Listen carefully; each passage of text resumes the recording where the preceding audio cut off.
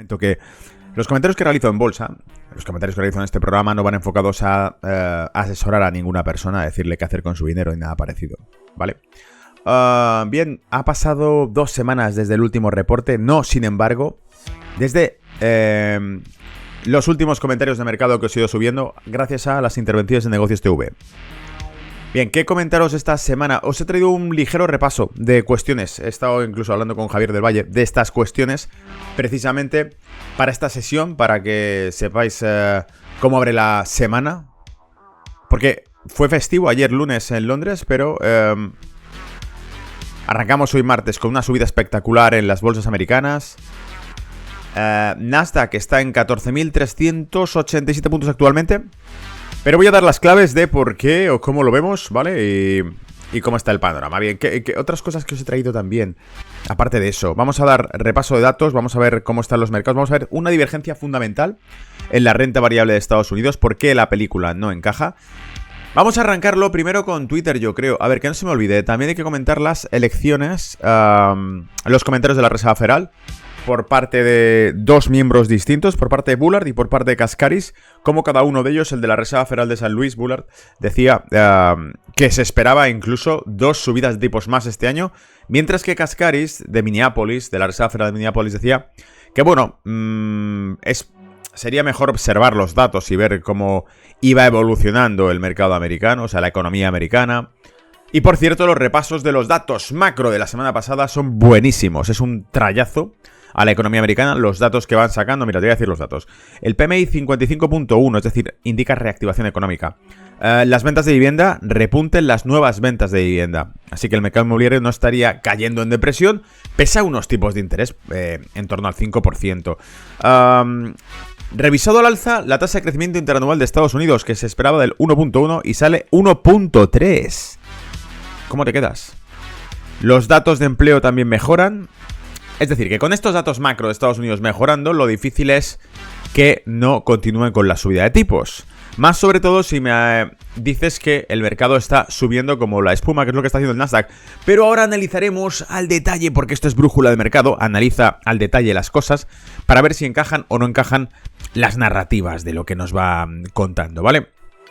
Un mercado súper alcista, como te decía, pero claro, ¿basado en qué ese movimiento alcista? Y sobre todo, ¿por qué no encaja del todo?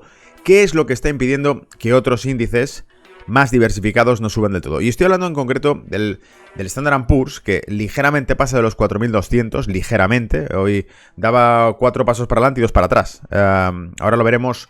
A ver en cuánto está. Está en este momento en 4.209. ¿Lo ves? Es que no se aleja de los 4.200. Eso por un lado. Luego el Russell también está parado por completo, ¿vale? Ahora os sacaré gráficos para que lo veáis todo. Pero eso es muy sospechoso. ¿Qué más ha ocurrido a nivel geopolítico? La victoria de Erdogan, si alguno pensaba que iba a hablar de la victoria de las elecciones regionales en España, no voy a hablar de eso porque a nadie le importa realmente, porque España sigue la política que le toque, le digan desde fuera. El partido que sustituya al actual gobierno, ya sabéis que se han convocado elecciones para el verano, el partido que lo sustituya va a seguir haciendo lo que le han dicho que haga al gobierno actual de España.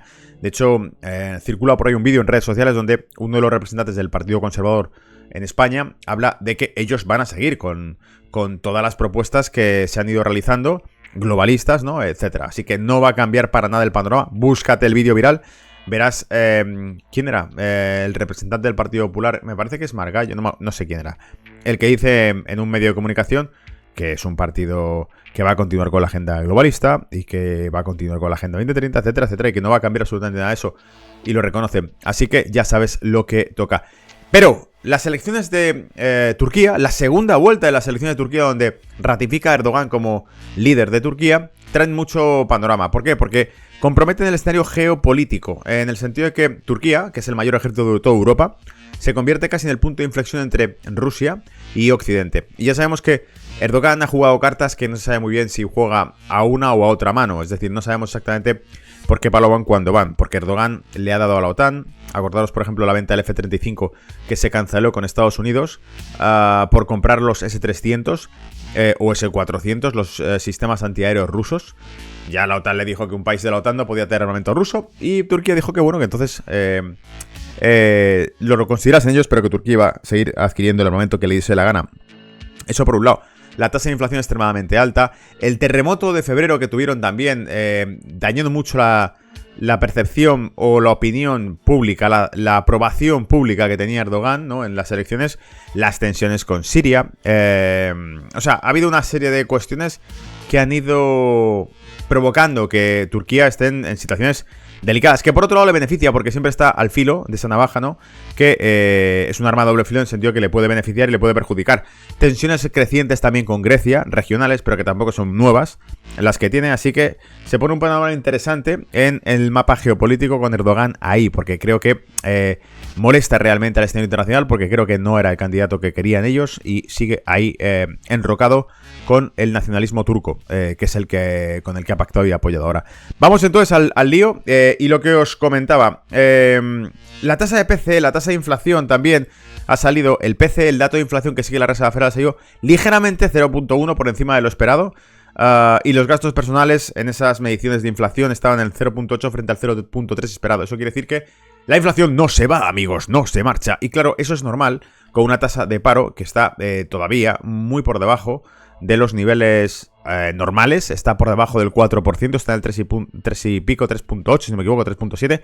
Niveles que no se habían visto en tasas de paro en décadas, es decir, súper buena. Y claro, con una tasa de paro súper buena, lo único que espera es un ajuste al alza en los salarios que continúe retroalimentando la inflación y que haga que la tasa de paro repunte en el medio plazo, y por eso entremos en recesión, que es lo que muchos especulan. Vale, ¿y qué me dejo por comentar por ahí? ¿Qué no te he contado? No te he contado, por ejemplo, que Nvidia ha subido un pelotazo en bolsa. Lleva 162% de recorrido en 2023, pero es que en lo que lleva de... ¿dónde lo tengo? Lo tengo por aquí, creo. En lo que lleva de día ha capitalizado más de casi 200 billones de dólares, creo, en capitalización en lo que lleva de día, lo cual bate récord de cuánto ha absorbido una compañía en bolsa en un solo día en Estados Unidos. Vamos a ver si saco por aquí el tweet.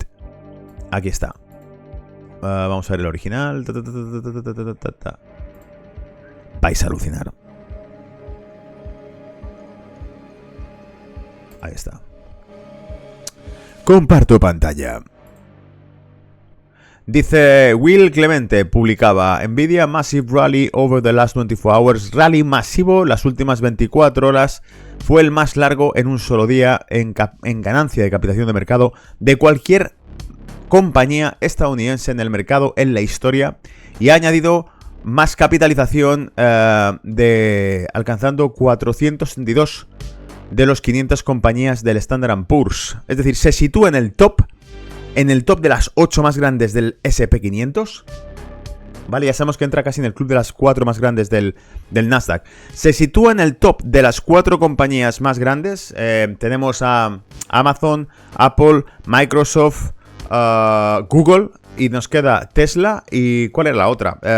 Tesla y Meta, ¿vale?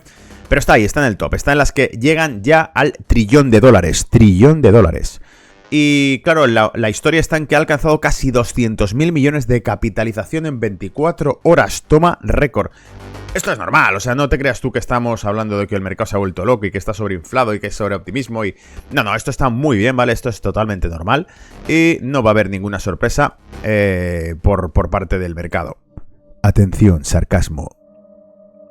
Y por eso vamos a echarle un vistazo también a cómo están los mercados. Ah, por cierto, he dicho que iba a repasar redes sociales y no lo he hecho, así que vamos a echarle un repaso a las redes. A ver qué te cuento por aquí, ¿vale? Los últimos días lo he ido publicando, porque publico cada vez más. Si no me seguís, seguirme en Twitter porque lo tengo on fire, ¿vale? Con noticias que voy dando.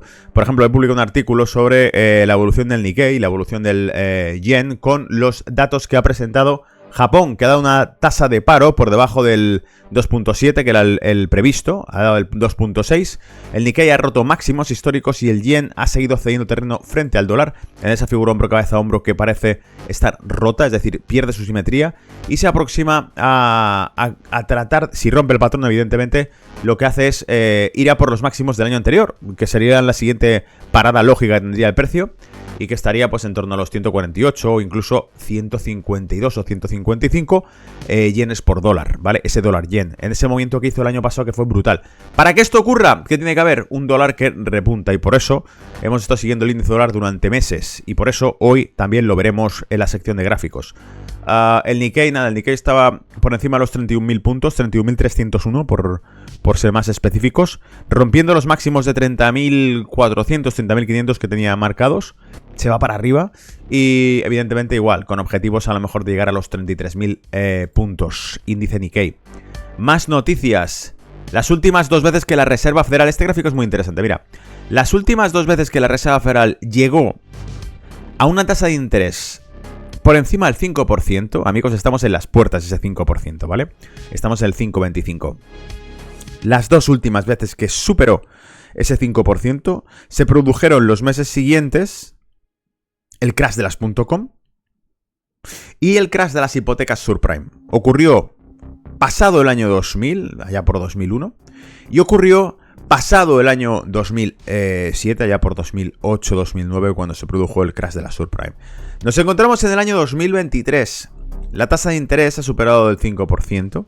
Todavía no se descarta que siga habiendo 2 subidas más. Y la pregunta del millón es si habrá un crash como el que hubo entonces. También os he sacado un gráfico que publicaba el viernes pasado, donde veíamos precisamente que el Nasdaq rompía los 14.000 puntos y sin embargo Russell 2000 no se mueve y sigue por debajo de la media de 200, Teníamos, en este caso, el Standard & Poor's, lo que estábamos viendo en pantalla, superando los 4.200 puntos con un Russell 2000 que apenas despega de los 1.770 puntos. Vale, aquí hay algo raro. Porque si observáis, realmente la pauta ha sido prácticamente simétrica, idéntica a los mismos movimientos armónicos que se han producido con las dificultades que hubo allá por 2018, las que después se vivieron con el crash de la pandemia del COVID en 2020, la recuperación espectacular que se hizo en 2021, el estancamiento que se hizo en 2022 por el tema de la inflación y la subida de tipos, y sin embargo, actualmente el mercado subiendo, un Nasdaq súper optimista, tirando para arriba hacia los 14.750 puntos o los 15.000 puntos, mientras que Russell 2000, un índice americano compuesto por más de 2.000 activos small y middle caps americanos, no tira. ¿Qué ocurre? Que precisamente es este índice el que nos muestra cuál es el tejido económico real micro de Estados Unidos, el que refleja la actividad económica de Estados Unidos. Para muchos, un índice que suele predecir el movimiento que va a tener el mercado, un índice que nos suele contar de qué va la película realmente, el índice que rompió máximos antes de que el Standard & Poor's lo hiciera ya por 2013, el índice que ahora mismo no supera la media de 200 pese a que el mercado sigue subiendo porque Nvidia es lo mejor, ¿vale? Nvidia le da envidia al resto de mercados. Una broma fácil.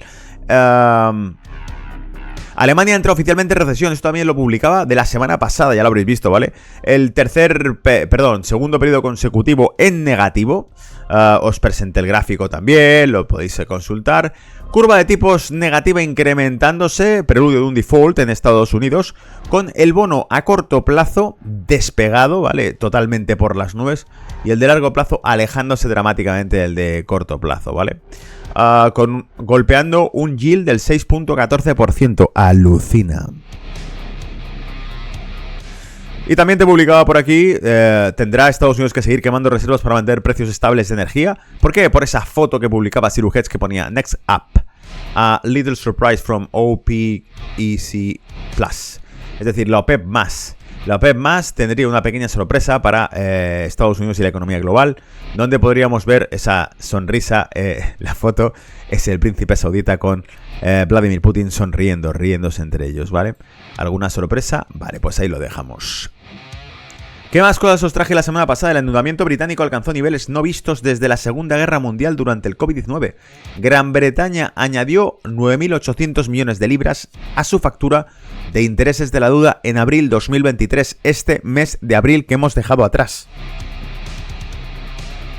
Bueno, bien, así como muchas otras cosas, algunos vídeos que quedan para la posteridad, como el extracto de La televisión francesa en 1965 con un Charles de Gaulle, el líder de Francia, criticando el patrón dólar, diciendo que muchos países aceptan el dólar como oro. Esto motiva a Estados Unidos a pedir prestado gratis al resto del mundo, porque pagan, al menos en parte, con dinero que imprimen. Antes de que sea tarde, debemos establecer un sistema monetario incuestionable, dijo de Gaulle. 1965, Televisión Nacional Francesa, imágenes en blanco y negro que encontrarás en el canal de mi Twitter, @GonzaloCanete, por si quieres echarle un vistazo, ¿vale? Bien, no te voy a aburrir más con datos de la semana pasada. Ya te he dicho, las novedades hoy son un récord en capitalización de Nvidia en bolsa, así como un Nasdaq rompiendo máximos, no máximos históricos, pero sí aproximándose, rompiendo las primeras barreras. Fíjate, ahí estaba marcado los 14.000 puntos, lo dije la semana pasada, no me creía la ruptura. De hecho, la semana pasada fue una ruptura de un viernes. En las redes lo comenté, y de hecho el live trading que hice con Lalo, lo dije también. Estuve, por cierto, para los que seguís desde México, estuve en México, México lindo, una tierra increíble. Estuve con los amigos mexicanos de ATFX, hicimos varias sesiones live trading y nos lo pasamos genial. Y con esa ruptura de 14.000 puntos que llegó Nasdaq, me acuerdo que Lalo me dijo por la mañana: ¿has visto cómo está el Nasdaq? Y dije, sí, que ganas de meterle un corto. Vale, la semana siguiente corregía pues del orden de casi 500 puntos, tras haber alcanzado esos 13.800... ¿Cuánto fue el máximo? 13.893, ¿vale? Y se daba la vuelta.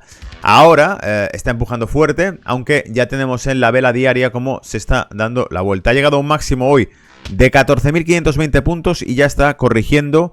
En estos momentos va por 14.381. Se está dando la vuelta, ¿vale?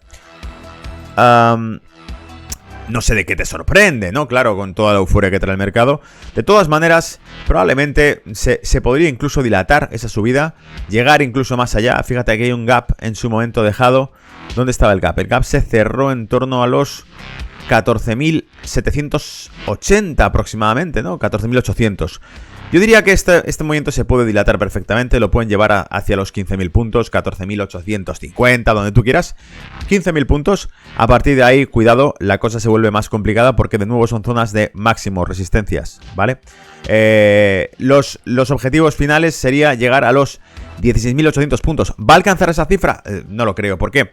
Bueno, pues por lo que te comentaba precisamente, porque no todo lo que reluce es oro. Fíjate, tenemos al Standard & Poor's, el mayor índice bursátil, gigantesco, un monumento, un auténtico mastodonte, un elefante, que tampoco termina de despegar por encima de 4.200 puntos. Y que le hemos visto haciendo varios envites, empujando varias veces a los 4.200 puntos, superándolos incluso ya el viernes pasado, ¿lo veis? Aquí, pero retrocediendo inmediatamente después durante la semana, perdón, el viernes pasado, esto fue el viernes 19, perdón. Durante la semana siguiente retrocedió hasta los 4.120 puntos, volvió a empujar y esta semana, bueno, cerró el viernes con cifras muy buenas, por encima de los 4.200, pero apenas. Y esta semana lucha por mantenerse por encima de 4.200, ¿vale? Eso es el Standard & Poor's. Claro, el problema está aquí, en el Russell, en el que os decía.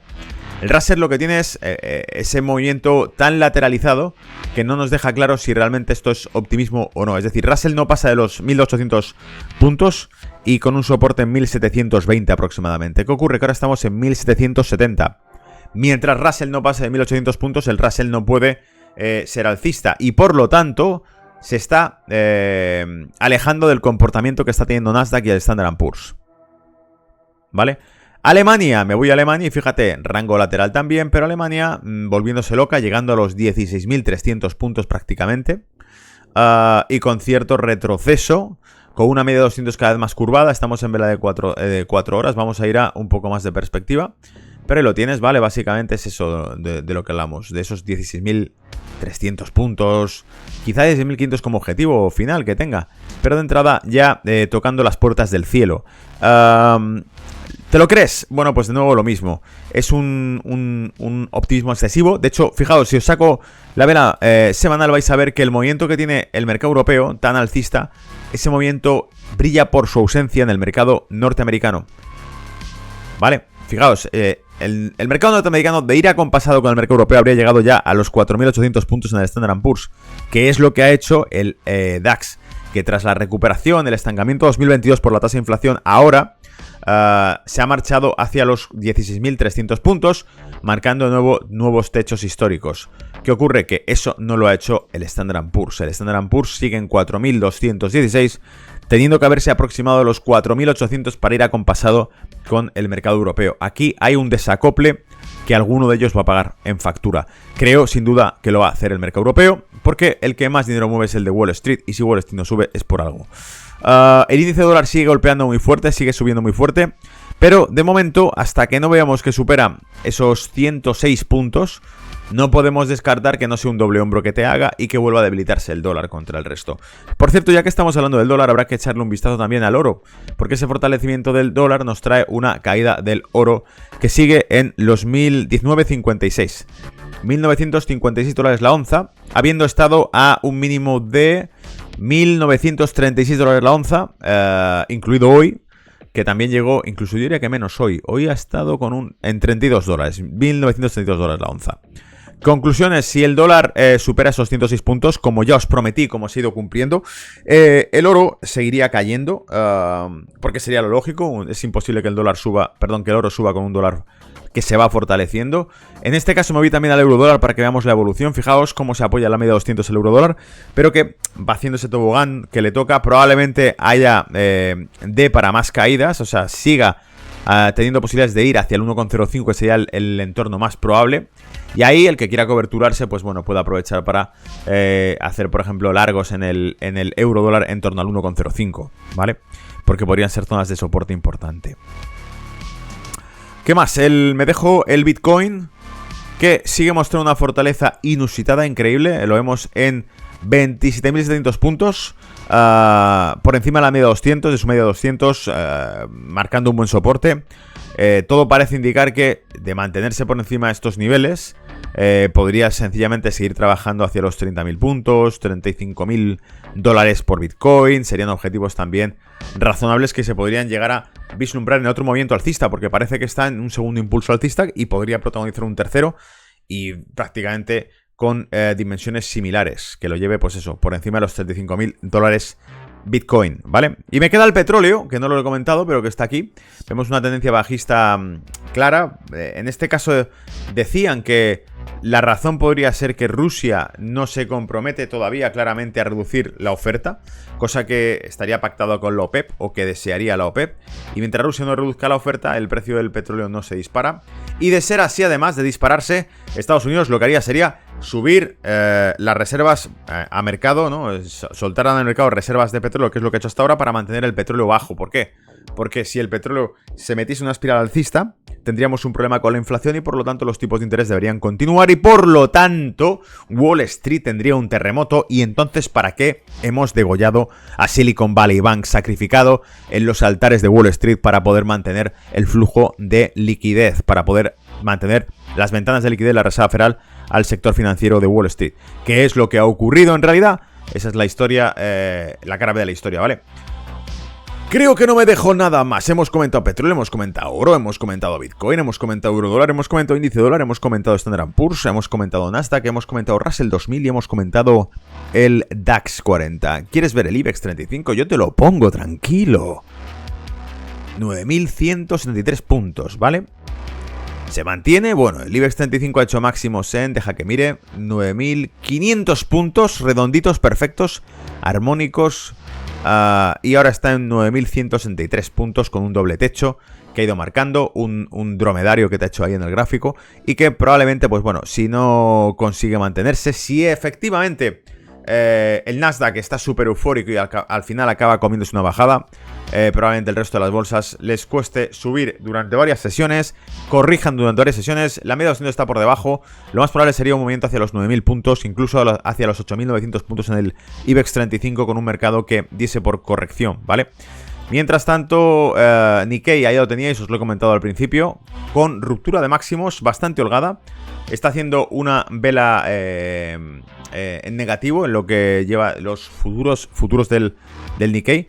Pero bueno, queda esperar sencillamente cuál va a ser la evolución que vaya marcando. Pero es uno de los mercados que más fuerte ha golpeado. De hecho, está en los que saqué de performance anualizadas de activos. Nikkei y Nasdaq estaban los número 1 en renta variable en performance en lo que llevaban de año, ¿vale? Así que bueno, si quieres apostar por un mercado alcista y lo tienes, lo que pasa es que como he dicho antes y como le he comentado a Sergio, espérate que no te lo estoy poniendo en pantalla. Como le he comentado a Sergio, en Negocios TV, el problema es llegar a la fiesta cuando ha terminado, el problema es ponerse a mear en contra del viento, porque realmente el mercado podría darse la vuelta en cualquier momento, ¿vale? Con ese extremado optimismo con el que ha subido ya hasta ahora.